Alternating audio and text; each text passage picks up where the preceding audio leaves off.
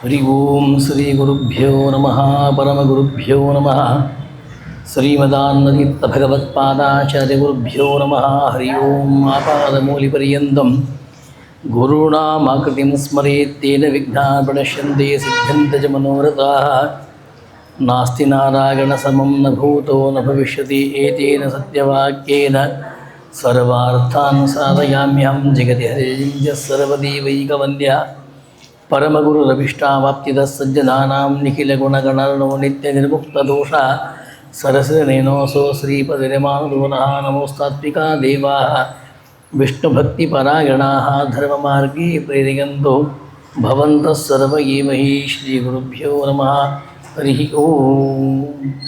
ಯುಗದ ಧರ್ಮ, ಒಂದೊಂದು ಯುಗದಲ್ಲಿ ಒಂದೊಂದು ಧರ್ಮ.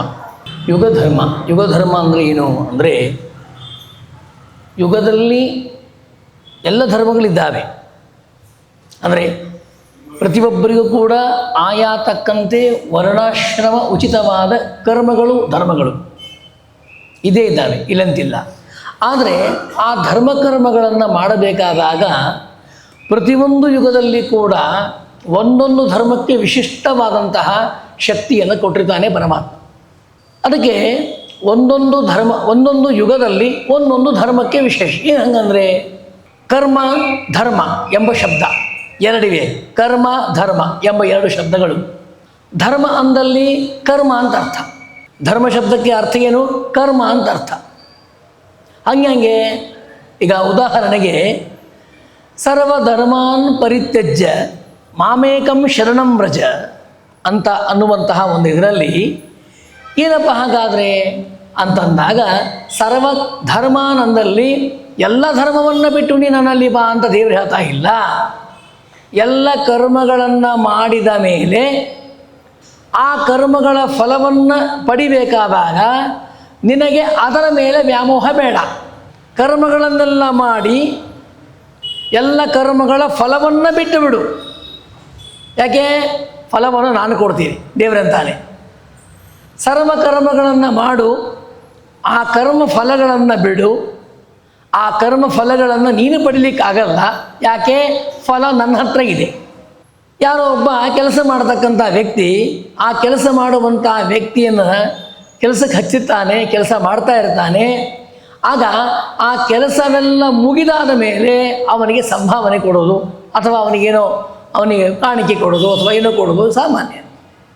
ಹಾಗಿದ್ದಂಗೆ ಇಲ್ಲಿ ಕೂಡ ಸರ್ವಧರ್ಮಗಳನ್ನು ನೀನು ಕರ್ಮಗಳ ಫಲವನ್ನು ನನ್ನಲ್ಲಿ ಅರ್ಪಣೆ ಮಾಡಿ ನನ್ನಲ್ಲಿ ನೀನು ಬಂದಾಗ ಅದಕ್ಕೆ ಅನೇಕ ಅರ್ಥ ಇದೆ. ಎಲ್ಲ ಕರ್ಮಗಳನ್ನು ಮಾಡು, ಆ ಕರ್ಮಗಳ ಫಲವನ್ನು ನನಗೆ ಬಿಟ್ಬಿಡು, ಅವುಗಳ ವ್ಯವಸ್ಥೆ ನಾನು ಮಾಡ್ತೇನೆ. ಸರ್ವಧರ್ಮಾನ್ ಪರಿತ್ಯಜ್ಯ ಅಂದರೆ ಎಲ್ಲ ಕರ್ಮಗಳ ಫಲವನ್ನು ನೀನು ನನ್ನಲ್ಲಿ ಬಿಟ್ಟು ಅಂತ ಅರ್ಥ.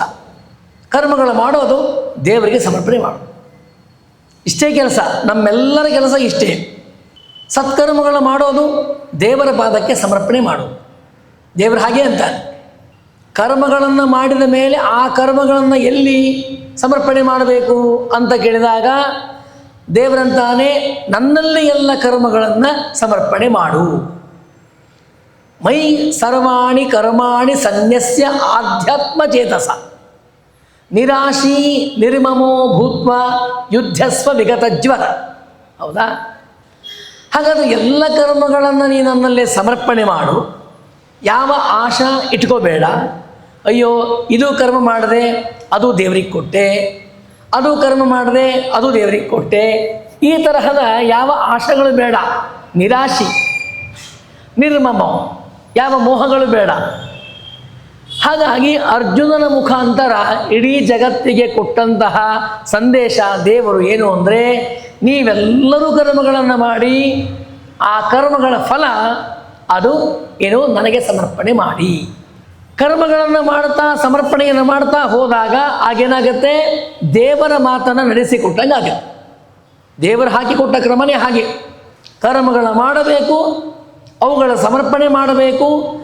ಆ ಕರ್ಮಗಳು ನನ್ನಲ್ಲಿ ಇರ್ತಾವೆ, ಮಾಡಿದ ಎಲ್ಲ ಫಲ ನನ್ನಲ್ಲಿದೆ. ನಾನು ಯಾವಾಗ ಬೇಕೋ ಆಗ ನಾನು ನಿಮಗೆ ಕೊಡ್ತೀನಿ. ಇನ್ನೊಂದು ಉದಾಹರಣೆ ಏನು, ಈ ಹಳೆ ಕಾಲಕ್ಕೊಂದು ಪದ್ಧತಿ ಇತ್ತು. ಏನು ಪದ್ಧತಿ ಇತ್ತು ಅಂದರೆ ತಾಯಿ ತಂದೆ ಅಣ್ಣ ತಮ್ಮ ಅಕ್ಕ ತಮ್ಮ ಎಲ್ಲರೂ ಇರ್ತಾಯಿದ್ರು. ಎಲ್ಲರದು ಪ್ರತ್ಯೇಕವಾದಂಥ ಸಂಪಾದನೆ ಇರ್ತಾ ಇತ್ತು. ಸಂಪಾದನೆ ಮಾಡಿದ ದುಡ್ಡೆಲ್ಲ ತಂದು ತಾಯಿ ಕೈಯಲ್ಲಿ ಕೊಡ್ತಾ ಇತ್ತು, ತಂದೆ ಕೈಯಲ್ಲಿ ಕೊಡ್ತಾ ಇರಲಿಲ್ಲ. ವಿಚಿತ್ರ, ಎಲ್ಲರ ಸಂಪಾದನೆ ತಾಯಿ ಕೈಯಲ್ಲಿ ಬರ್ತಾಯಿತ್ತು. ಹಳೆಯ ನೆನಪಾದರೂ ಆಗಬಹುದು ಕೆಲವರಿಗೆ, ಆದ್ದರಿಂದ ಹಳೆಯ ನೆನಪು. ಸಂಪಾದನೆ ಮಾಡಿದ ದುಡ್ಡೆಲ್ಲ ತಾಯಿ ಕೈಯಲ್ಲಿ. ಹಿರಿಮಗ ಸಂಪಾದನೆ ಮಾಡಿದ್ದು ತಾಯಿ ಕೈಯಲ್ಲಿ, ಚಿಕ್ಕ ಮಗ ಸಂಪಾದನೆ ಮಾಡಿದ್ದು ತಾಯಿ ಕೈಯಲ್ಲಿ. ಅವನಿಗಿಂತ ಚಿಕ್ಕ ಮಗ ಹೆಣ್ಮಕ್ಳು ಕೆಲಸಕ್ಕೆ ಹೋಗೋದು ಕಮ್ಮಿ, ಆದರೂ ಕೂಡ ಅವರಿಗೇನಾದರೂ ಇನ್ನೂ ಮದುವೆ ಆಗಿಲ್ಲ, ಹೊರಗೆ ಹೋಗಿಲ್ಲ, ಅವರು ಕೂಡಿಟ್ಟಂಥ ಹಣ ಅದು ಏನಾದರೂ ಇದ್ದರೆ ಅದು ಆಪತ್ಕಾಲ ಇದ್ದಾಗ ಅವರು ತಂದು ತಾಯಿ ಕೈಯಲ್ಲಿ ಕೊಡ್ತಾರೆ. ಇದು ಈ ತರಹದ ನಾವು ನೋಡ್ತಾ ಇರ್ತೇವೆ. ಹಾಗೆ ಭಗವಂತ ಏನಾಗಿದ್ದಾನೆ, ತಾಯಿ ಇದ್ದಂಗೆ, ತಂದೆ ಇದ್ದಂಗೆ, ಬಂಧು ಇದ್ದಂಗೆ, ಇಷ್ಟ ಇದ್ದಂಗೆ, ಆಪ್ತ ಇದ್ದಂಗೆ.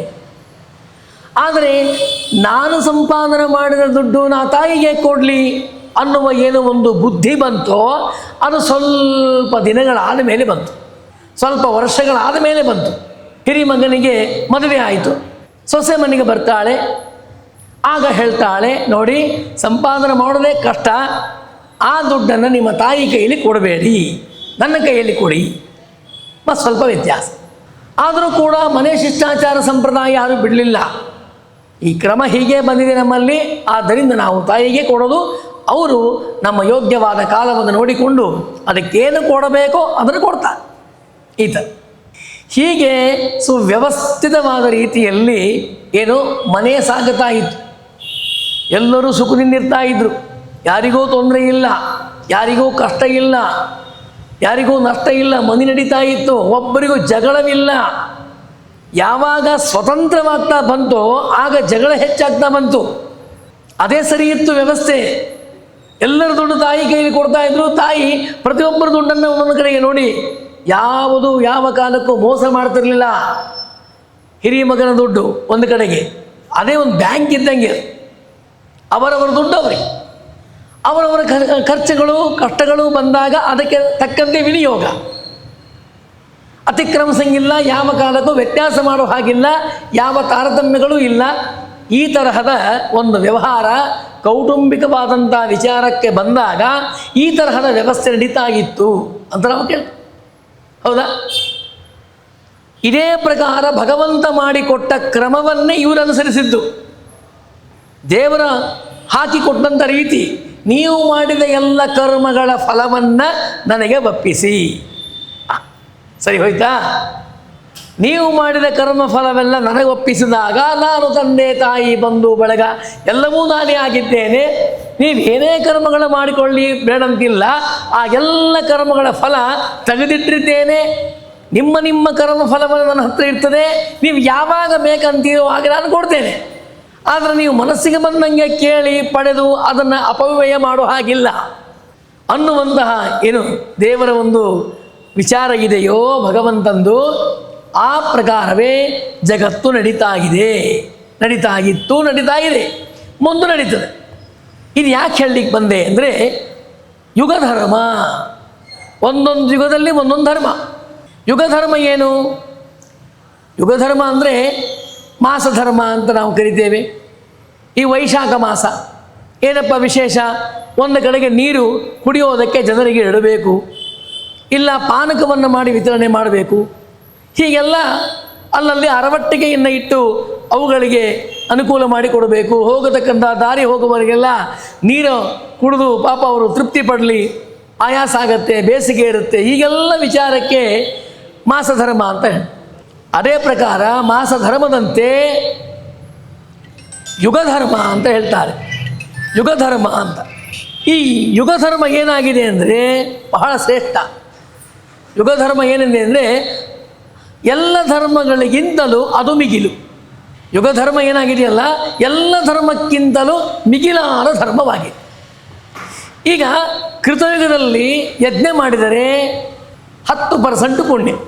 ಕೃತಯುಗದಲ್ಲಿ ನಾವೇನು ಮಾಡಬೇಕು? ಯಜ್ಞ ಮಾಡಿದ್ದೀವಿ, ತಂದೆ ತಾಯಿ ಸೇವೆ ಮಾಡಿದ್ದೀವಿ, ಗುರುಗಳ ಸೇವೆ ಮಾಡಿದ್ದೀವಿ, ಅನೇಕ ತೀರ್ಥ ನಿಷೇವಣ ಮಾಡಿದ್ದೀವಿ, ಎಲ್ಲ ಪುಣ್ಯಕ್ಷೇತ್ರಗಳು ಹೋಗಿ ಬಂದಿದ್ದೀವಿ, ಎಲ್ಲವೂ ಸಾಧನವಾಗಿದೆ. ಆದರೂ ಕೂಡ ಅವಕ್ಕೆಲ್ಲ ಏನು 10% ಮಾತ್ರ ಪುಣ್ಯ. ಹಾಗಾದರೆ ಯುಗ ಧರ್ಮ ಏನಿದೆ ಅಲ್ಲಿ? ಅಲ್ಲ, ಧ್ಯಾನವು ಕೃತಯುಗದಲ್ಲಿ. ಧ್ಯಾನ ಏನಾಗಿದೆ? ಧ್ಯಾನ ತಪಸ್ಸು ಎಲ್ಲ ಒಂದೇ, ಅಂತರ್ಭಾವ. ಧ್ಯಾನ ತಪಸ್ಸು ಜಪ ಎಲ್ಲ ಒಂದೇ, ಆದರೂ ಕೂಡ ಸ್ವಲ್ಪ ಸ್ವಲ್ಪ ವ್ಯತ್ಯಾಸಗಳು ಹೇಳಿದ್ದಾರೆ. ಧ್ಯಾನಕ್ಕೆ ಒಂದು ಅರ್ಥ ಬೇರೆ ಮಾಡಿದ್ದಾರೆ, ಆಯಿತಾ? ತಪಸ್ಸು ತಪ ಆಲೋಚನೆ, ಅದಕ್ಕೊಂದು ಸ್ವಲ್ಪ ಅರ್ಥ ಬೇರೆ ಇದೆ, ಆಲೋಚನೆ ಮಾಡೋದು ಅಂತ. ಜಪಕ್ಕೆ ಅರ್ಥ ಬೇರೆ ಇದೆ. ತಪಸ್ಸು ಜಪ ಧ್ಯಾನ ಸ್ವಲ್ಪ ಆರಾಧನೆ ಒಂದೇ, ಆರಾಧನೆ ಭಗವಂತ ಆರಾಧನೆ ಇಲ್ಲಂತಿಲ್ಲ, ಆದರೆ ಧ್ಯಾನಕ್ಕೆ ವಿಶೇಷ. ಯಾವ ಯುಗದಲ್ಲಿ ಎಲ್ಲ ಧರ್ಮಗಳು ಮಾಡ್ತಾ ಇದ್ದರೂ ಕೂಡ ಯುಗ ಧರ್ಮ ಏನಿದೆ ಇಲ್ಲಿ? ಧ್ಯಾನ. ಆ ಧ್ಯಾನಕ್ಕೆ ಸಿಗುತ್ತೆ ಫಲ ಅಂದರೆ 100ಕ್ಕೆ 100 ಪಟ್ಟು ಸಿಗುತ್ತೆ. 100ಕ್ಕೆ 100 ಪಟ್ಟು ಸಿಗುವಂತಹ ಫಲ ಧ್ಯಾನ ಫಲ. ಏನು ಮಾಡಬೇಕಾಗಿಲ್ಲ. ಎಲ್ಲಿ? ಕೃತಯುಗದಲ್ಲಿ. ಎಲ್ಲವನ್ನ ಧರ್ಮವನ್ನು ಮಾಡಿದರೂ ಕೂಡ ಕರ್ಮಗಳು ಬಿಡು ಹಾಗಿಲ್ಲ, ಯಾವುದು ಬಿಡು ಹಾಗಿಲ್ಲ.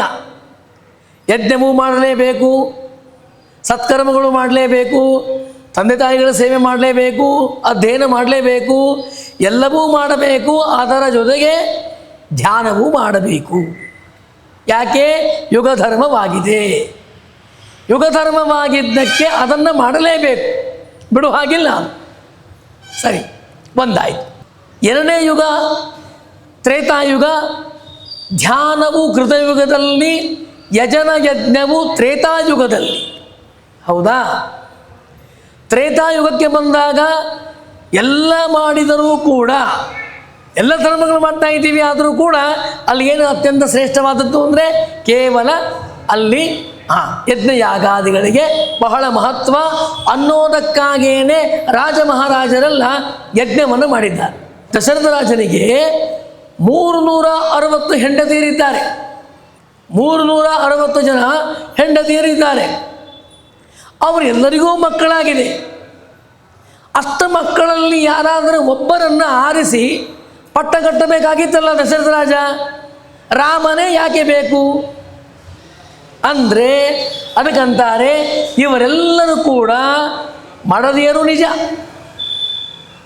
360 ಜನ ಮಡದಿಯರು ನಿಜ, ಅವರ ಮಕ್ಕಳೂ ನಿಜ, ಆದರೆ ಪಟ್ಟದರಸಿಯರು ಅಲ್ಲ ಅನ್ನೋದು ಉತ್ತರ.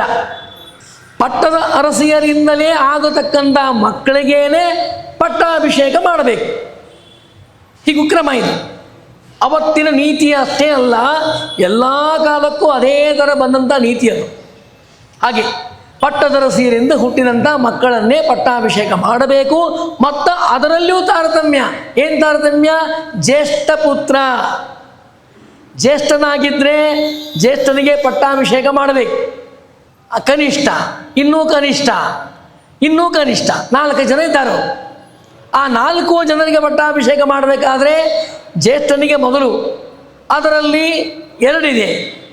ಇನ್ನೊಬ್ಬ ತಾಯಿಯ ಮಗನಾಗಿದ್ದಕ್ಕೆ ಭರತನ ವಿಚಾರ ಬಂತು. ಭರತ ಶತ್ರುಘ್ನ, ರಾಮ ಲಕ್ಷ್ಮಣ. ಒಬ್ಬ ತಾಯಿಯ ಮಗ ಜ್ಯೇಷ್ಠ, ಇನ್ನೊಬ್ಬ ಕನಿಷ್ಠ. ಇನ್ನೊಬ್ಬ ತಾಯಿಯ ಮಗ ಅವನು ಅಲ್ಲೇ ಒಬ್ಬ ಜ್ಯೇಷ್ಠ, ಒಬ್ಬ ಕನಿಷ್ಠ. ಅದರಲ್ಲಿ ಮತ್ತೆ ತಾರತಮ್ಯ. ಯದ್ಯಪಿ ಕೌಸಲ್ಯಾದೇವಿ ಜ್ಯೇಷ್ಠಳಾಗಿದ್ದರೂ ಕೂಡ ಪ್ರೀತಿ ಯಾರ ಮೇಲಿದೆ? ಕೈಕೆಯ ಮೇಲಿದೆ. ಆ ಕೈಕೆಯ ಮೇಲೆ ಪ್ರೀತಿ ಹೆಚ್ಚಾಗಿದ್ದರಿಂದ ರಾಜನಿಗೆ ಯಾರ ಪ್ರಿಯಳಾಗಿದ್ದಾಳೋ ಅಲ್ಲಿ ಅವಳಿಗೆ ಬಹುಮತ. ನೋಡಿ ಹೇಗಿದೆ ಬಹುಮತ. ಯಾರಿಗೆ? ಕೈಕೆಯಿಗೆ ಬಹುಮತ. ಯಾಕೆ? ರಾಜ ಅವಳ ಜೊತೆಗಿದ್ದಾನೆ.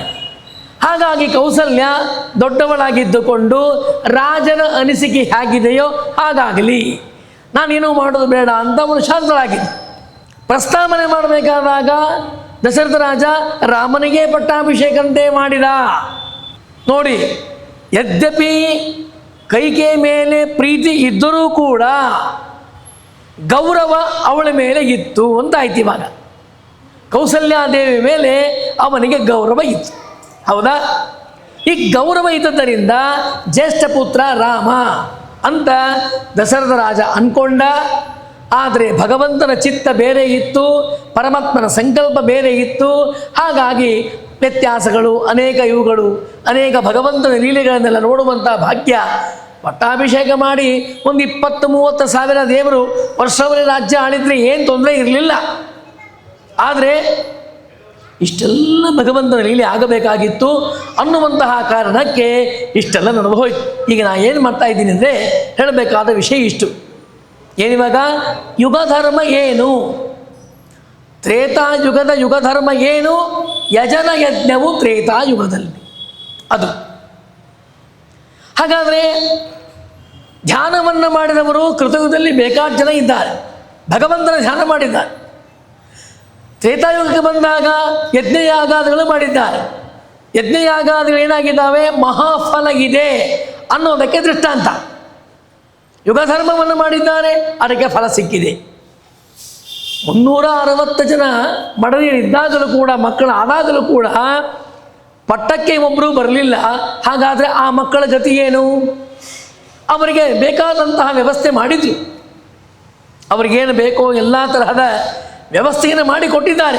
ಆದರೆ ಮುಂದೆ ಹೇಳೋಣ ಏನಾಗ್ತಾ ಬಂತು, ಮಹಾಯುಗವಾಗಿರುವಂತಹ ಯಾವ ಯುಗ, ತ್ರೇತಾಯುಗದಲ್ಲಿ ದಶರಥ ರಾಜರೇನು ಮಾಡ್ತಾನೆ, ಯಜ್ಞವನ್ನು ಮಾಡಿ ಮಕ್ಕಳನ್ನು ಪಡಿತಾನೆ. ಮಹಾಧರ್ಮ, ಯಜ್ಞವನ್ನು ಮಾಡೋದು ಮಹಾಧರ್ಮವಾಗಿದ್ದರಿಂದ ಅದನ್ನು ತೋರಿಸಿಕೊಡ್ತಾನೆ. ಈ ಧರ್ಮವನ್ನು ಮಾಡಿದ್ದಕ್ಕೆ ನನಗೆ ದೇವರು ಫಲ ಕೊಟ್ಟ, ಪೂರ್ಣವಾದ ಫಲ.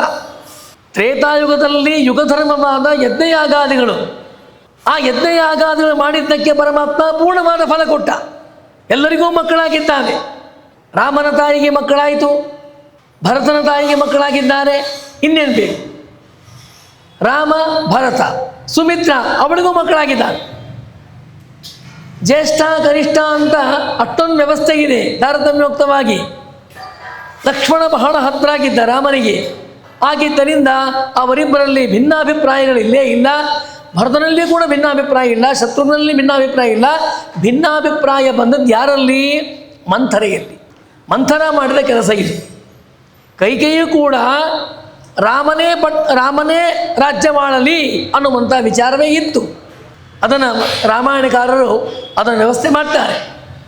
ಅವರಿಗೆ ಅಸುರಾವೇಶವಾಗಿ ಅವಳ ಒಳಗೆ, ರಾಕ್ಷಸಿ ಒಳಗೆ ಹೋಗಿ ಅವಳ ಮನಸ್ಸು ಪರಿವರ್ತನೆ ಮಾಡಿ, ಆ ಮನಸ್ಸು ಕೈಕೇಯಿ ಮನಸ್ಸು ಪರಿವರ್ತನೆ ಮಾಡಿ ಇದೆಲ್ಲ ದುರ್ಘಟನೆ ಆಯಿತು ಅಂತ ಕಥಾಭಾಗರ ವಿವರಣೆ ಇರಲಿ. ಹಾಗಾದರೆ ಯುಗಧರ್ಮ ಏನಿವಾಗ? ತ್ರೇತಾಯುಗಕ್ಕೆ ಬಂದಾಗ ಯಜ್ಞಯಾಗಾದಿಗಳಿಗೆ ವಿಶಿಷ್ಟವಾದ ಫಲ ಇದೆ ಅಂತ ಹೇಳ್ತಾರೆ. ವಿಶೇಷವಾದ ಫಲ ಆಯಿತಾ? ಆಮೇಲೆ ಭಗವಂತನ ಪೂಜೆಗೆ ವಿಶೇಷ, ಪರಮಾತ್ಮನ ಪ್ರತಿಮಾದಿಗಳು ಪೂಜೆ. ದೇವರ ಪೂಜಕ್ಕೆ ಅರ್ಹತೆ ಒಂದಾದರೆ, ಎರಡನೇದ್ದು ದೇವರ ಪೂಜಾ ಮಾಡಿದರೇನೆ ಸಂಪೂರ್ಣವಾದ ಫಲ ಹೊಂತಾನೆ. ದ್ವಾಪರ ಯುಗದಲ್ಲಿ ದೇವತಾರ್ಚನೆ, ದ್ವಾಪರ ಯುಗದಲ್ಲಿ ಭಗವಂತನ ಪೂಜೆ ಮಾಡಬೇಕು, ಮೂರ್ತಿಯನ್ನು ಇಟ್ಕೊಂಡು ಪೂಜೆ ಮಾಡಬೇಕು, ಮೂರ್ತಿಯಲ್ಲಿ ದೇವರ ಚಿಂತನೆ ಮಾಡಬೇಕು. ದೇವರ ಮೂರ್ತಿಯನ್ನು ಹಿಡಿದುಕೊಂಡು ಚಿಂತನೆ ಮಾಡಿ ಅವುಗಳನ್ನು ಆರಾಧನೆ ಮಾಡ್ತಾ ಹೋದರೆ, ದೇವರ ಪೂಜೆ ಮಾಡ್ತಾ ಹೋದರೆ ಅದು ಏನಾಗುತ್ತೆ?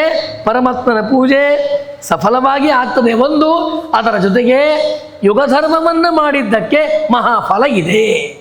ಏನೇ ದಾನ ಕೊಡ್ತೇವೆ, ಪ್ರತಿಯೊಂದು ತಿಂಗಳಲ್ಲಿ, ಪ್ರತಿ ತಿಂಗಳಲ್ಲಿ ಕೂಡ ದಾನ ಇರ್ತದೆ. ಏನು ದಾನ ಕೊಡ್ತಾರೆ? ಶಾಖವ್ರತ ಬಂತು, ಶಾಖವ್ರತ ಮುಗೀತದೆ, ಶಾಖವನ್ನು ಕೊಡ್ತೇವೆ.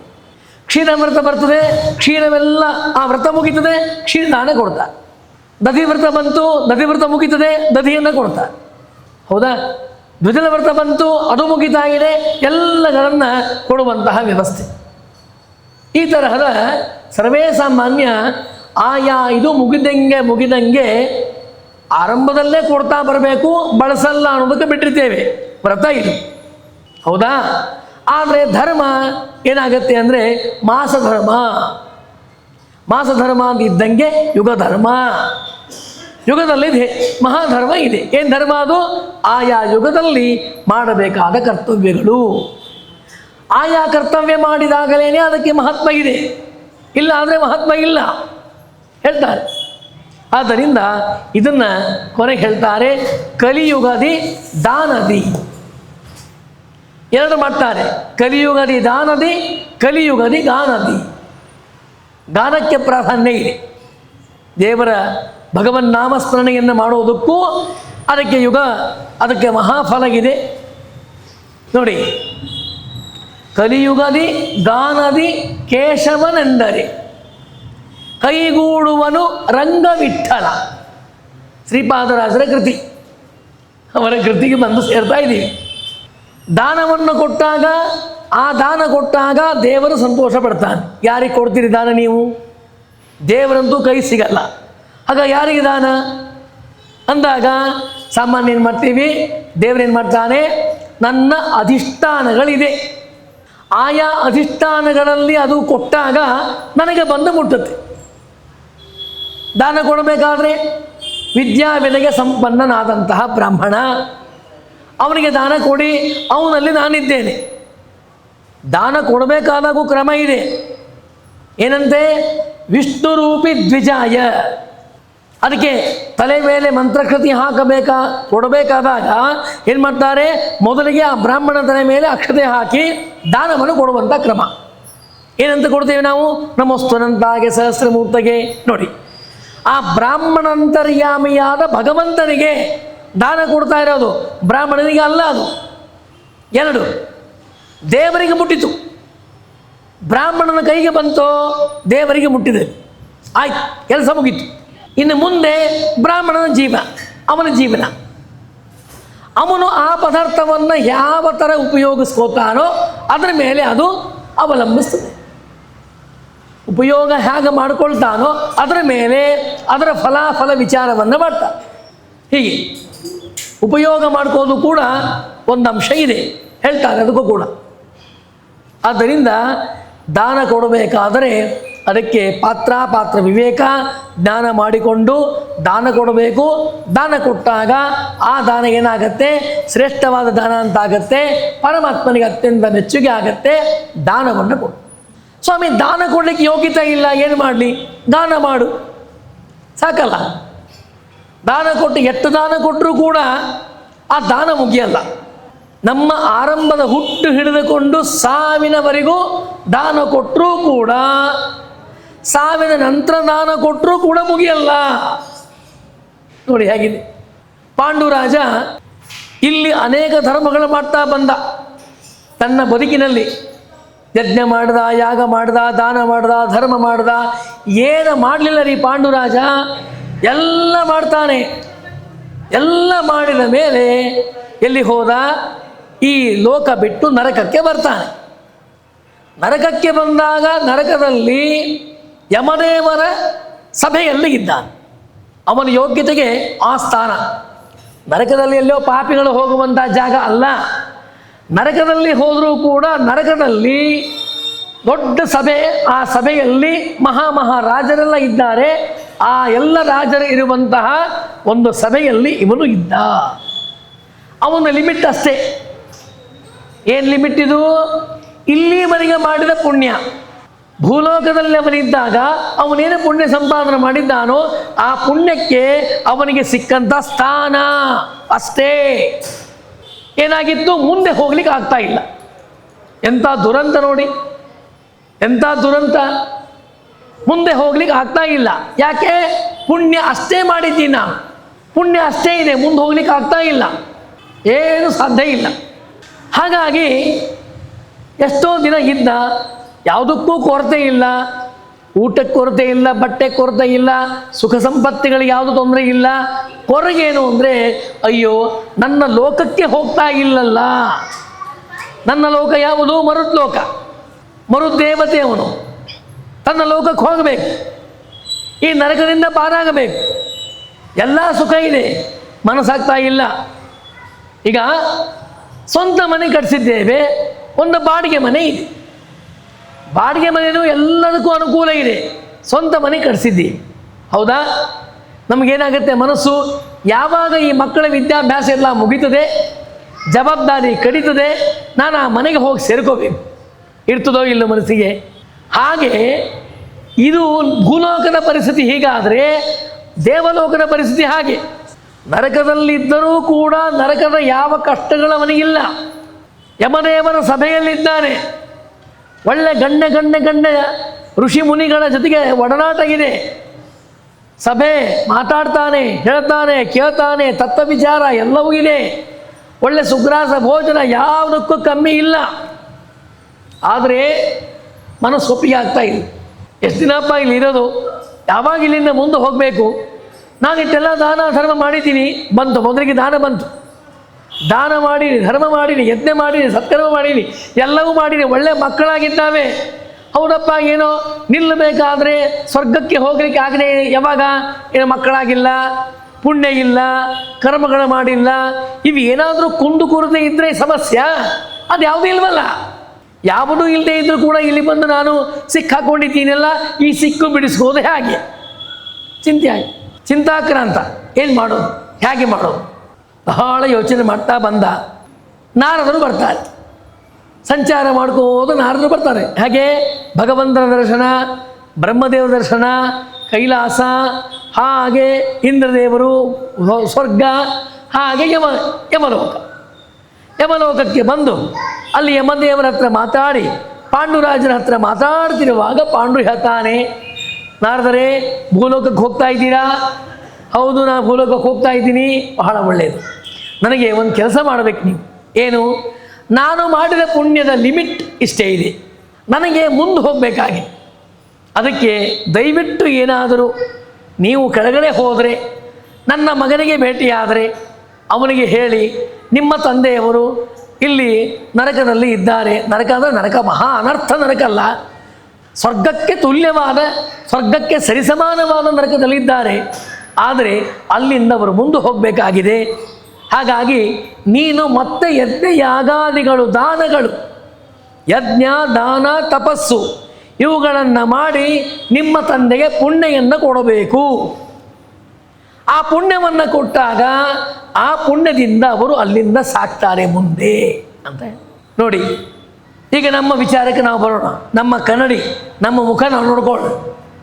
ನಾವೇನು ದಾನ ಮಾಡಿದ್ದೀವಿ ಜೀವನದಲ್ಲಿ, ನಾವೇನು ಸತ್ಕರ್ಮಗಳು ಮಾಡಿದ್ದೀವಿ, ನಮ್ಮ ಪುಣ್ಯ ಎಷ್ಟರ ಮಟ್ಟಿಗಿದೆ, ನಾವೇನಾದರೂ ಅಲ್ಲಿ ಹೋದಾಗ ನಾವು ಅಲ್ಲೇ ಇರ್ತೀವೋ ಮುಂದೆ ಹೋಗ್ತೀವೋ, ಪುಣ್ಯ ಸಾಕಾಗತ್ತಾ ನಾವು ಮಾಡಿದ ಪುಣ್ಯ? ಆ ಎಲ್ಲವನ್ನು ನಾವು ಪರೀಕ್ಷೆ, ಕನ್ನಡಿ ಮಹಾಭಾರತ ಏನಾಗಿದೆ ಅದು ಕನ್ನಡಿ, ನಮ್ಮ ಮುಖವನ್ನು ತೋರಿಸ್ತದೆ. ಅಂತಹ ರಾಜ ಮರುದ್ದೇವತೆ, ಮಹಾದೇವತೆ, ಅಂತಹ ರಾಜನಿಗೆ ಪುಣ್ಯ ಸಾಕಾಗಲ್ಲ ಅಂದಮೇಲೆ ಮತ್ತೆ ಪಾಪ ಧರ್ಮರಾಜ ಮಹಾತ್ಮ ಅವನೇನು ಮಾಡ್ದ? ಕೃಷ್ಣನ ಸಲಹೆ ತೆಗೆದುಕೊಂಡು, ಸ್ವಾಮಿ ಯಜ್ಞ ಮಾಡಬೇಕಂತೆ, ಯಜ್ಞದಿಂದ ತಂದೆಗೆ ಒಳ್ಳೆಯದಾಗತ್ತೆ. ಆಗ ಕೃಷ್ಣ ಅಂತಾನೆ, ಏನೋ ಸಣ್ಣ ಪುಟ್ಟ ಹೋಮ ಹವನ ಮಾಡಿ ಮುಗಿಸ್ಬೇಡಪ್ಪ, ಮಾಡೋದಿದ್ರೆ ದೊಡ್ಡದೇ ಮಾಡು, ರಾಸು ಯಜ್ಞವನ್ನು ಮಾಡು. ಈಗ ಎಲ್ಲರ ಊಟ ಆಗತ್ತೆ, ಇದು ಆಗತ್ತೆ, ದುಷ್ಟರ ಸಂಹಾರವಾಗತ್ತೆ, ಶಿಷ್ಟ ರಕ್ಷಣೆ ಆಗತ್ತೆ, ಎಲ್ಲವೂ ಮಾಡಲಿಕ್ಕಾಗತ್ತೆ, ದಾನ ಧರ್ಮ ಮಾಡಲಿಕ್ಕಾಗತ್ತೆ, ಯಾವುದಕ್ಕೂ ಕೊರತೆ ಇಲ್ಲಪ್ಪ, ಮಾಡು ಅಂತ ಹೇಳಿದಾಗ ಮಾಡಿದ ಮಾಡಿದ ಮಾಡಿದ ಎಲ್ಲ ಹೇಳ್ದಂಗೆ ಮಾಡ್ತಾ ಬಂದ. ಆದರೆ ದಾನ ವಿಷಯ ಬಂತ.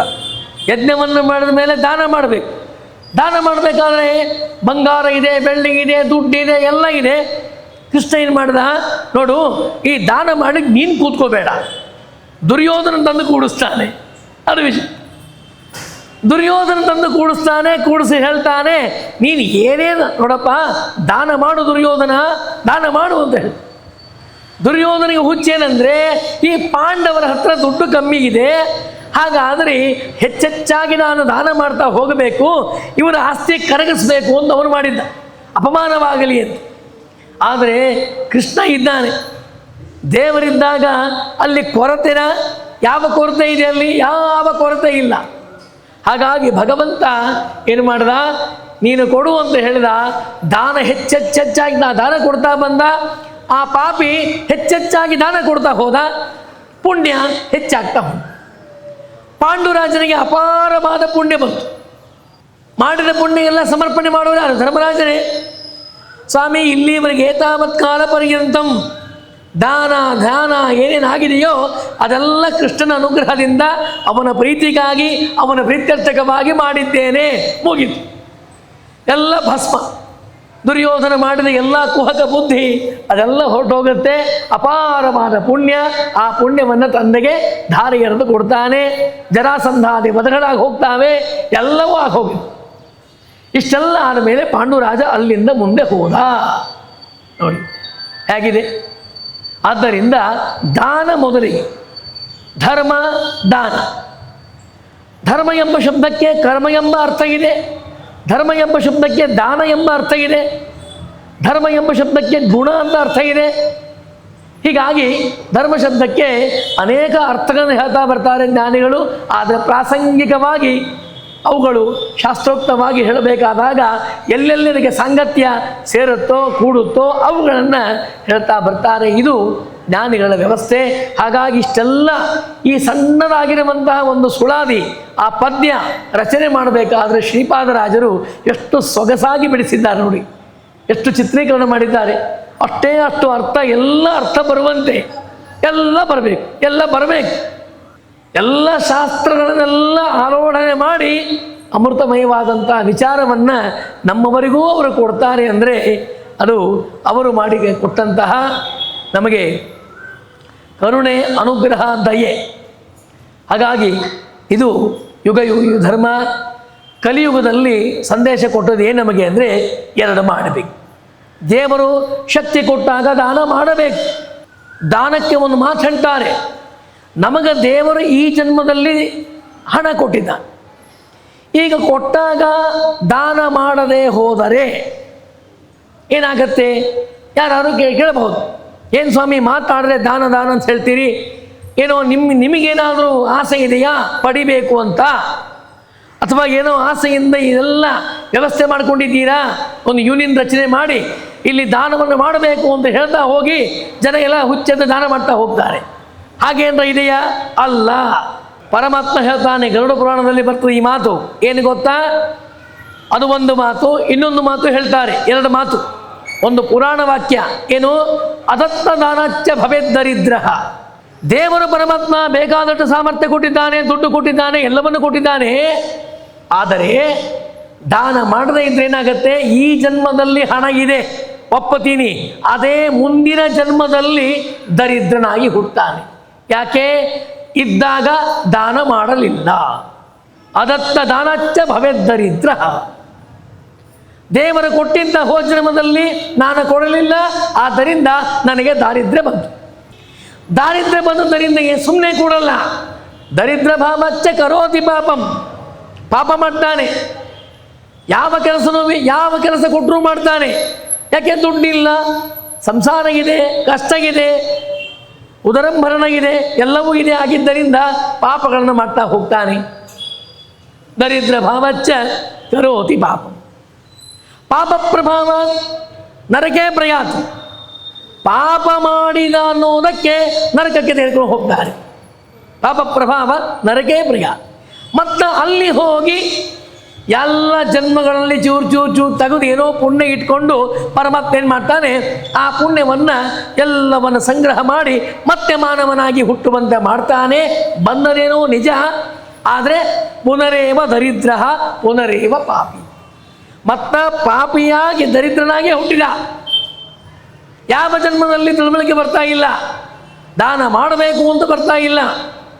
ಪಾರ್ವತಿ ದೇವಿ ಶಿವನಿಗೆ ಕೇಳ್ತಾಳೆ, ಸ್ವಾಮಿ ಈ ದಾನ ಧರ್ಮ ಅಂತ ಏನು ಎಲ್ಲ ಕಡೆಗೆ ಹೇಳ್ತಾ ಇದ್ದಾರೆ, ಇದೇನು ಸುಮ್ಮನೆ ಹೇಳ್ತಾರೋ ಅಥವಾ ಇದಕ್ಕೇನಾದ್ರು ಅರ್ಥ ಇದೆಯೋ ಅಥವಾ ಎಲ್ಲರೂ ದಾನ ಮಾಡ್ತಾರೋ ಏನೋ ಎತ್ತೋ ಅಂತ ಕೇಳಿದಾಗ ಶಂಕರ ಹೇಳ್ತಾನೆ, ಇಲ್ಲ, ದಾನಕ್ಕೆ ವಿಶೇಷವಾದಂಥ ಫಲ ಇದೆ.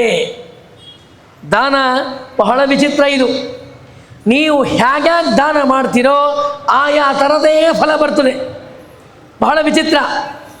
ಯಾವ ತರಹ ದಾನ, ಯಾವ ವಯಸ್ಸಿಗೆ ದಾನ, ಓಕೆ, ಯಾವ ಬುದ್ಧಿಯಿಂದ ದಾನ, ಆ ಥರನೇ ಫಲ ಕೊಡ್ತಾನೆ ಪರಮಾತ್ಮ ಅಂತ ಹೇಳ್ತಾನೆ. ಶಂಕರ ಹೇಳ್ತಾನೆ ಈ ಮಾತು. ನಿಮ್ಮ ಬುದ್ಧಿ, ನಿಮ್ಮ ವಯಸ್ಸು, ನಿಮ್ಮ ವಿವೇಕ, ಅರ್ಥಾತ್ ನೀವು ಮಾಡುವಂತಹ ದಾನ, ಅದರ ಮೇಲೆ ಫಲ ಅವಲಂಬಿಸ್ತದೆ ಅಂತ. ಅದಕ್ಕೊಂದು ದೃಷ್ಟಾಂತ. ಪಾರ್ವತಿ ಕೇಳ್ತಾಳೆ ಏನಂತ? ಎಷ್ಟೋ ಜನ ಇರ್ತಾರೆ, ಪರಿಶ್ರಮ ಇಲ್ಲ, ಕುಳಿತಲ್ಲೇ ದುಡ್ಡು ಬರ್ತದೆ. ಏನು ಮಾಡಿದ್ದಾರೆ ಅವರು? ಏನು ಕಷ್ಟಪಡಬೇಕಾಗಿಲ್ಲ, ಕುಳಿತಲ್ಲೇ ದುಡ್ಡು ಬರ್ತಾ ಇರ್ತದೆ, ಸಾಕಷ್ಟು ದುಡ್ಡು ಬರ್ತಾ ಇರ್ತದೆ, ಕೂತಲ್ಲೇ ಬರ್ತದೆ. ಹೆಂಗೆ ಬಂತು? ಅದಕ್ಕೂ ಕಾರಣ ಇದೆ. ಎರಡನೇ ಪ್ರಶ್ನೆ, ಸ್ವಾಮಿ ಶತಪ್ರಯತ್ನ ಮಾಡಿದ್ರೂ ಕೂಡ ಪಾಪ ದುಡ್ಡು ಸಿಗಲ್ಲ, ಆದರೆ ಕೊನೆಯ ಕಾಲಕ್ಕೆ ಹಣ ಸಿಗುತ್ತವನಿಗೆ. ಎದಕ್ಕೆ ಬಂತು ಆ ಹಣ? ದಾನಕ್ಕೂ ಇಲ್ಲ, ಧರ್ಮಕ್ಕೂ ಇಲ್ಲ, ಭೋಗಕ್ಕೂ ಇಲ್ಲ, ತ್ಯಾಗಕ್ಕೂ ಇಲ್ಲ, ಏನು ಲಾಭ? ಅದಕ್ಕೂ ಉತ್ತರ ಇದೆ ಅಂದ ಪರಮಾತ್ಮ. ಆಮೇಲೆ ಇದು ಒಂದು. ಇನ್ನು ಕೆಲವು ಕಡೆಗೆ ಚಿಕ್ಕವಾಗಿದ್ದಾಗಿಂದಲೂ ಪಾಪ ಅವನಿಗೇನು ಸಿಗಲೇ ಇಲ್ಲ, ಆದರೆ ವೃದ್ಧಾಪ್ಯ ವಯಸ್ಸಾದ ಮೇಲೆ ಫಂಡ್ ಬಂತು, PF ಎಲ್ಲಿಂದೋ ಇತ್ತು, ಅದು ಬಂತು. ಅದು ಏನು ಮಿಸ್ ಆಗಿತ್ತೋ ಗೊತ್ತಿಲ್ಲ, ಇದ್ದಕ್ಕಿದ್ದ ಹಾಗೆ ಕೋಟಿ ಕೋಟಿ ಕೋಟಿ ಹಣ ಬಂತು. ಮಕ್ಕಳೆಲ್ಲ ದೂರ ಹೋಗಿದ್ದಾರೆ, ಮೊಮ್ಮಕ್ಕಳ್ಯಾರೂ ಇಲ್ಲ, ಯಾರು ಹೆಂಡತಿ ಇಲ್ಲ, ಮಕ್ಕಳಿಲ್ಲ, ಬಾಂಧವರಿಲ್ಲ, ಯಾರೂ ಇಲ್ಲ. ಅಪಾರವಾದ ದುಡ್ಡು, ವಯಸ್ಸಿಲ್ಲ, ತಿನ್ನಬೇಕು ಅಂದ್ರೆ ಹಲ್ಲಿಲ್ಲ, ಇಂಥ ಪರಿಸ್ಥಿತಿ ಇದೆ. ಇದು ಏನಿದೆ ವಿಚಿತ್ರ ಅಂತ ಒಂದೊಂದು ಉತ್ತರ ಕೊಡ್ತಾ ಬಂದ ಪರಮಾತ್ಮ. ಒಂದನೇ ಪ್ರಶ್ನೆ ಏನು? ಕೂತಲ್ಲೇ ಹಣ ಬರ್ತದೆ. ಇದು ಬರಬೇಕಾದ್ರೆ ಸುಮ್ಮನೆ ಬರಲ್ಲ. ಹೋದ ಜನ್ಮದಲ್ಲಿ ಅವನೇನು ಮಾಡಿದ್ದ? ಎಲ್ಲೆಲ್ಲಿ ಪುಣ್ಯವಂತರಿದ್ದಾರೋ, ಬ್ರಾಹ್ಮಣರಿದ್ದಾರೋ, ದೇವಸ್ಥಾನ ಇದೆಯೋ, ಪುಣ್ಯಕ್ಷೇತ್ರ ಇದೆಯೋ, ಹುಡುಕಿಕೊಂಡು ಸಾಮಾನುಗಳನ್ನೆಲ್ಲ ಕಟ್ಟಿಕೊಂಡು ಅಕ್ಕಿ, ಬೇಳೆ, ಬೆಲ್ಲ, ಇದು ದಕ್ಷಿಣೆ ಅದೆಲ್ಲವನ್ನು ಕೊಟ್ಟು ನಮಸ್ಕಾರ ಮಾಡಿ ಮಾಡಿ ಮಾಡಿ ಬರ್ತಾ ಇದ್ದ. ಅದರ ಪುಣ್ಯ ಪ್ರಭಾವ ಇದು. ಇವನೇ ಹೋಗಿ ದಾನ ಮಾಡಿ ಬಂದಿದ್ದಾನೆ. ಇವನೇ ಹೋಗಿ ದಾನ ಮಾಡಿ ಬಂದದ್ದಕ್ಕೆ ದೇವರು ಕೊಟ್ಟ ಫಲ ಏನು? ಈ ಜನ್ಮದಲ್ಲಿ ನೀನೇನು ಕಷ್ಟಪಡಬೇಕಾಗಿಲ್ಲಪ್ಪ, ಅವರೆಲ್ಲ ಆಶೀರ್ವಾದ ಮಾಡಿದ್ದಾರೆ, ಅವರೆಲ್ಲ ಹಾರೈಸಿದ್ದಾರೆ, ನಿನಗೆ ಒಳ್ಳೆಯದು ಮಾಡಿದ್ದಾರೆ. ಹಾಗಾಗಿ ಅವರ ಪರಮಾನುಗ್ರಹದಿಂದ ನಿನಗೆ ಕುಳಿತಲ್ಲೇ ದುಡ್ಡು ಈ ಜನ್ಮದಲ್ಲಿ. ನೋಡಿ ಹೇಗೆ ಒಂದಾಯಿತು. ಎರಡನೇದ್ದು, ಶತಪ್ರಯತ್ನ ಮಾಡಿದ್ರೂ ಕೂಡ ಹಣ ಸಿಗುವುದಿಲ್ಲ. ಕೊನೆಗೆ ಎಂದೋ ಹಣ ಅದು ಸಿಕ್ಕರೂ ಲಾಭ ಇಲ್ಲ ಅಂತಂದ್ರಲ್ಲ, ಅದು ಸರಿ. ಏನು ನೋಡು, ಅವನು ಇಡೀ ಜೀವಿತಾವಧಿಯಲ್ಲಿ ಧರ್ಮ, ಕರ್ಮ, ದೇವರು ಯಾವುದನ್ನೂ ಮಾಡಿಲ್ಲ. ಅವನು ಯಾವಾಗ ಎಲ್ಲರೂ ಬಿಟ್ಟು ಹೋಗ್ತಾರೆ ನೋಡಿ, ಯಾರಿಲ್ಲ, ಆ ಯಾರೂ ಇಲ್ಲದೆ ಇದ್ದಾಗ ಅವನಿಗೆ ಅನ್ನಿಸ್ತದೆ, ನನ್ನನ್ನು ಎಲ್ಲರೂ ಬಿಟ್ಟು ಹೋಗಿದ್ದಾರೆ, ನನ್ನ ಕೈಯಲ್ಲಂತೂ ಏನು ದುಡ್ಡಿಲ್ಲ, ಏನೂ ಇಲ್ಲ, ಆದರೆ ಇನ್ನು ನನಗೆ ಎಲ್ಲ ಯಾಕೆ ಬಿಟ್ಟು ಹೋಗಿದ್ದಾರೆ? ನನ್ನಲ್ಲಿ ದುಡ್ಡಿಲ್ಲ ಅಂತ ಬಿಟ್ಟು ಹೋಗಿದ್ದಾರೆ. ಈಗಾದರೂ ಕೂಡ ಕಾಲ ಮಿಂಚಿಲ್ಲ, ನಾನು ಧರ್ಮವನ್ನು ಮಾಡೋಣ ಅಂತ ಬರ್ತಾನೆ. ಯಾವಾಗ ಧರ್ಮವನ್ನು ಮಾಡಬೇಕು ಅಂತ ವಿಳಂಬವಾದ ಸಮಯಕ್ಕೆ ಶುರು ಮಾಡಿದ್ನೋ ಧರ್ಮ, ವಿಳಂಬವಾದಂಥ ಧರ್ಮ ಆರಂಭ ಮಾಡಿದ್ದಕ್ಕೆ ವಯಸ್ಸಾಗೋಗಿತ್ತು. 60ರ ಮೇಲೆ ಧರ್ಮ ಕರ್ಮ ಎಷ್ಟು ಸಾಧ್ಯ ಆಗುತ್ತೋ ಅಷ್ಟು ಮಾಡಿಕೊಂಡು ದೇವರ ಗುಡಿ, ಅವನ ಕಡೆಯಿಂದ ಸಾಧ್ಯವಾದರೆ ಪ್ರದಕ್ಷಿಣೆ, ಇಲ್ಲ ಕೂತ್ಕೊಂಡು ಅಳುತ್ತಾ ಹೋಗೋದು, ಅಳೋದು ಬಿಟ್ಟರೆ ಗತಿ ಇಲ್ಲ. ಹೀಗೆ ಮಾಡ್ತಾ ಇದ್ದ ಅನ್ನೋದಕ್ಕೆ ಏನು ಮಾಡ್ತಾ ಬಂದರು ಪರಮಾತ್ಮ? ಇಡೀ ಜೀವನದಲ್ಲಿ ಪಾಪ ಅವನಿಗೆ ಕೊನೆ ಕಾಲಕ್ಕೆ ಫಲ, ಕೊನೆಗೆ ಬಂತು ಹಣ ಅವನಿಗೆ. ಇನ್ನೇನಪ್ಪ, ಯಾವುದೋ ಒಂದು ಏನೂ ಸಂಬಂಧವೇ ಇಲ್ಲ, ಇವನ ಕಥೆನೇ ಮುಗೀತು ಅಂತ ಹೇಳಿ ಯಾರು ಅವನಿಗೆ ಹೋದರೂ ಕೂಡ ಲೆಕ್ಕ ಇಲ್ಲದೇ ಇದ್ದಂಥ ಪರಿಸ್ಥಿತಿ ಒಳಗೆ ಅವನಿಗೆ ಒಂದು ಸ್ವಲ್ಪ ಹಣ ಬಂತು. ಅಷ್ಟರಲ್ಲೇ ಅವನ ಎಲ್ಲ ಕೆಲಸ ಮುಗಿದೋಗುತ್ತೆ, ಕರ್ಮಗಳೆಲ್ಲ ಹೋಗ್ತಾವೆ. ಕನಿಷ್ಠ ಪಕ್ಷ ನರಕದಿಂದ ಒಂದು ಚೂರು ಮುಂದೆ ಹೆಜ್ಜೆ ಇಡಬಹುದು, ಅಷ್ಟಾಯ್ತು. ಇನ್ನು ಮೂರನೇ ವರ್ಗ ಇದೆಯಲ್ಲ, ಅವನೇನು, ಅವನ ಗತಿ ಏನು ಗೊತ್ತಾ? ಅವನ ಗತಿ ಇಷ್ಟು, ಅವನ ಗತಿ ಎಂಥದ್ದು ಗೊತ್ತಾ? ಹೋದ ಜನ್ಮದಲ್ಲಿ ದಾನ ಧರ್ಮಗಳು ಮಾಡಲೇ ಇಲ್ಲ, ಬಹಳ ಸೊಕ್ಕು, ಬಹಳ ಅಹಂಕಾರ, ಮೆರೆದ ಅಹಂಕಾರಗಳಿಂದ ಮೆರೆದಂಥ ವ್ಯಕ್ತಿ ಅವನೇನು ಮಾಡ್ತಾ ಬಂದ ಗೊತ್ತಾ? ಕೊನೆ ಕಾಲಕ್ಕೆ ಬಂದಾಗ ಅರಿವಾಯಿತು. ಏನು ಅರಿವಾಯಿತು? ಮುಗೀತು, ಇನ್ನು ನನಗೆ ಯಾರೂ ಇಲ್ಲ, ನಾನು ಇದೆಲ್ಲವನ್ನು ದಾನ ಮಾಡಿಬಿಡಬೇಕು ಅಂತ ಏನು ಮಾಡ್ತಾ ಬಂದ? ವಿವೇಕ ಬಂದದ್ದು ಯಾವಾಗ? 90ರ ಮೇಲ್ಪಟ್ಟು ಬಂದು ವಿವೇಕ, ಆಗೆಲ್ಲ ದಾನ ಕೊಟ್ಬಿಡ್ತಾನೆ. ಎಲ್ಲ ದಾನ ಕೊಟ್ಟಾಗ ಮಾರನೇ ಜನ್ಮದಲ್ಲಿ, ಮುಂದಿನ ಬರುವಂಥ ಜನ್ಮದಲ್ಲಿ ಅವನಿಗೂ ಹಾಗೇನೇ ಪರಿಸ್ಥಿತಿ ಆಗೋಯ್ತು. ಏನಾಗ್ತಾ ಬಂತು? ವಯೋಮಿತಿ, ಸಣ್ಣ ವಯಸ್ಸಿನಲ್ಲಿ ದುಡ್ಡಿಲ್ಲ, ಮದುವೆ ಆಯಿತು ದುಡ್ಡಿಲ್ಲ, ಮಕ್ಕಳ ದುಡ್ಡಿಲ್ಲ, ಎಲ್ಲರೂ ಕಷ್ಟಪಡ್ತಾ ಬಿಟ್ಟು ಹೋಗ್ಬಿಡ್ತಾರೆ, ಯಾರೂ ಇಲ್ಲ. ಕೊನೆ ಕಾಲಕ್ಕೆ ಅವನಿಗೆ ಹಣ ಬಂದು ಹೋಗಿದೆ. ಯಾಕೆ? ನೀನು ಮಾಡಿದ ಧರ್ಮ, ತಿಳುವಳಿಕೆಯಿಂದ ಮಾಡುವಂಥ ಧರ್ಮ. ಅದಕ್ಕೆ ಭಾಗವತ ಹೇಳ್ತದೆ, ಧ್ರುವರಾಜರು ಹೇಳ್ತಾರೆ. ಏನು ಹೇಳ್ತಾರೆ ಧ್ರುವರಾಜರು? ಕೌಮಾರಾದ ಆಚರೇತ್ ಪ್ರಜ್ಞೆ ಅಲ್ಲ, ಧರ್ಮವನ್ನು ಮಾಡಬೇಕು. ಪ್ರಹ್ಲಾದರಾಜರು ಹೇಳುವಂಥ ಮಾತು ಅದೇ, ಧ್ರುವರಾಜರ ಅಭಿಪ್ರಾಯವೂ ಅದೇ. ಇಬ್ಬರ ಅಭಿಪ್ರಾಯ ಒಂದೇ ಅಭಿಪ್ರಾಯ. ಅವರಂತಾರೆ ಮಾನವ ಜನ್ಮ ಬಂದಾಗ ನಾವು ಹೇಗೆ ಬದುಕಬೇಕಪ್ಪ? ಅಸಾಧ್ಯ ಅಂತ ಯಾವುದೂ ಇಲ್ಲ, ಸಾಧನೆಗೆ ಅಸಾಧ್ಯವಾದದ್ದು ಯಾವುದೂ ಇಲ್ಲ. ಸಾಧಿಸುವ ಛಲ, ಭಗವಂತನ ಬಲ ಎರಡು ಬೇಕು. ಅವ್ರು ಹೇಳಿದಂಥ ಮಾತಿದೆ, ಸಾಧಿಸುವ ಛಲ ಬೇಕು. ಅದು ದೊಡ್ಡ ವಯಸ್ಸಿಗೆ ಬರಲ್ಲ, ಚಿಕ್ಕ ವಯಸ್ಸಿಗೆ ಬರೋದು. ಹಾಗೆ ಶಕ್ತಿ ಇರುತ್ತೆ, ಹಾಗೆ ನಮಗೆ ಸಾಮರ್ಥ್ಯ ಇರ್ತದೆ. ಆ ಶಕ್ತಿ ಸಾಮರ್ಥ್ಯಗಳಿದ್ದಾಗ ಮಾತ್ರ ಮಾಡಲಿಕ್ಕೆ ಸಾಧ್ಯವಾಗುತ್ತೆ. ಆದ್ದರಿಂದ ಧ್ರುವರಾಯರು ಹೇಳುವಂಥ ಮಾತು ಅದೇ, ಪ್ರಹ್ಲಾದರಾಜರು ಹೇಳುವಂಥ ಮಾತು ಅದೇ. ಏನಂತ? ಚಿಕ್ಕ ವಯಸ್ಸನಾಗಿದ್ದಲೂ ಧರ್ಮವನ್ನು ಆರಂಭ ಮಾಡಬೇಕು. ಕೌಮಾರಾತ್ ಆಚರೇತ್ ಪ್ರಜ್ಞ ಧರ್ಮಾನ್ ಭಾಗವತಾನಿಹ.